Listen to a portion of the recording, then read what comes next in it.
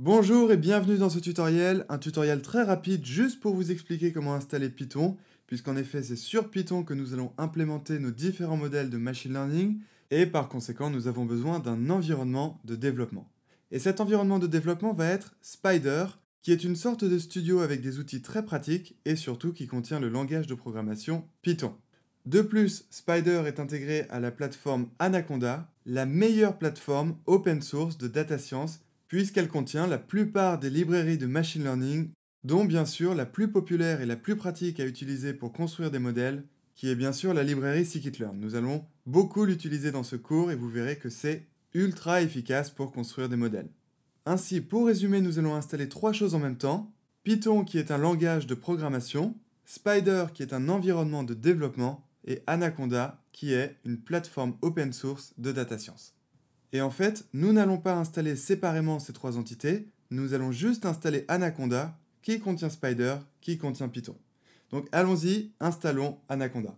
Alors pour installer Anaconda, nous avons besoin d'un navigateur web. Donc là, je suis sur Google, c'est par ailleurs la Saint-Valentin, c'est pour ça que nous avons ceci. Fêter la Saint-Valentin avec les pangolins, très bien, mais nous avons besoin de la barre de recherche pour installer Anaconda. Et pour ce faire, c'est très simple, on a juste à taper Anaconda, entrée, et c'est le premier lien, Download Anaconda Now, on clique dessus, et on arrive sur cette page, où là tout est très intuitif, vous avez directement les liens pour installer Anaconda, selon que vous soyez sur Windows, Mac ou Linux. Donc si vous êtes sur Windows, assurez-vous de bien installer la version 3.6 de Python.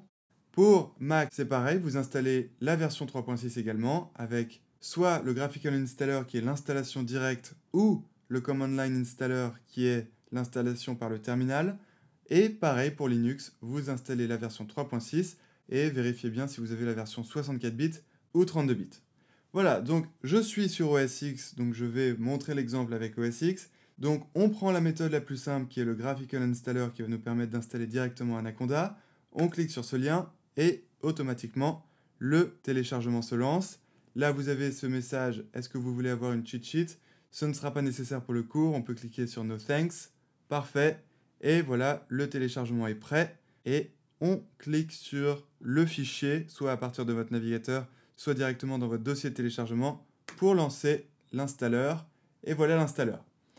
Donc là, c'est une page d'introduction, on peut cliquer sur Continue, encore Continue, vous pouvez lire si vous voulez, Continue, et là, on clique sur Agree, et voilà, et enfin, vous arrivez sur cette fenêtre qui est l'étape d'installation, et donc pour installer ensuite Anaconda, pour clôturer l'installation, vous appuyez sur Install, je ne vais pas le faire puisque Anaconda est déjà installé sur ma machine, mais voilà, vous cliquez sur Install, après peut-être sur Suivant et Terminé, et vous aurez installé Anaconda, c'est très facile, vous n'aurez normalement aucun problème.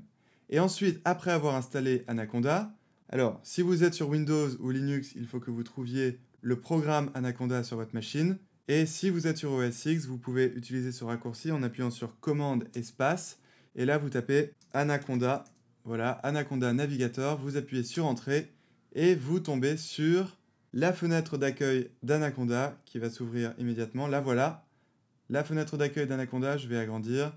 Et là, comme vous voyez, nous avons 4 outils que nous pouvons sélectionner en appuyant sur Launch. Ça va les lancer et vous serez dans l'environnement de travail, l'environnement de développement.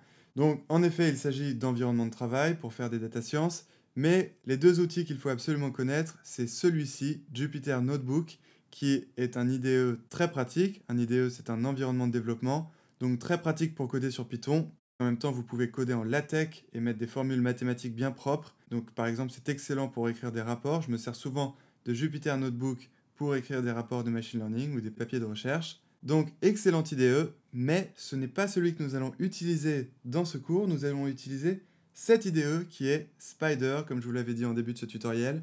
Un excellent IDE qui est une sorte de studio, vous verrez, avec plein d'outils très pratiques. Donc, par exemple, une fenêtre de visualisation de vos variables, une fenêtre de visualisation de vos graphes, et comme vous le voyez, c'est un environnement interactif avancé, avec également des outils de debugging et d'autres caractéristiques très utiles.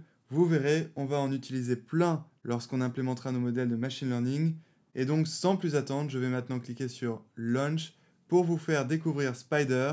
Voilà, Spyder s'ouvre, on est dans la version 3. Voilà Spider. Et donc quand vous arrivez sur Spider, vous tombez normalement sur ce fichier temporaire temp.py. Nous verrons dans le prochain tutoriel quoi en faire, vous verrez qu'on ne va pas s'en servir. Et je vous guiderai dans vos premiers pas avec Spider, et vous verrez que nous allons très vite coder pour aborder nos modèles de machine learning.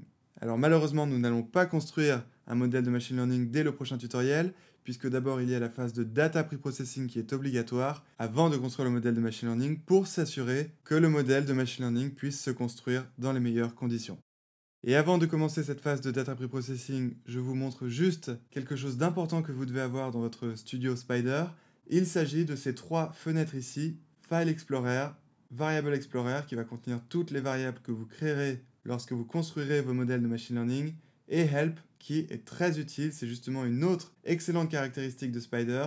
Cette fenêtre va nous permettre d'avoir des informations sur les objets qu'on utilise, les modèles, les classes, les fonctions. Vous verrez, c'est très pratique. Et donc, assurez-vous bien d'avoir ces trois fenêtres. Si ce n'est pas le cas, vous devez simplement aller en haut de Spider et de cliquer sur View. Normalement, vous devez voir View en haut. Et ensuite, vous allez sur Panes. Et là, voilà, assurez-vous d'avoir Editor coché. Donc, Editor, c'est cette fenêtre ici qui va contenir votre fichier Python et à partir duquel nous allons exécuter les commandes Python. Assurez-vous aussi d'avoir IPython console de cocher et non Python console. IPython console est une console plus avancée, plus interactive pour implémenter des modèles de machine learning.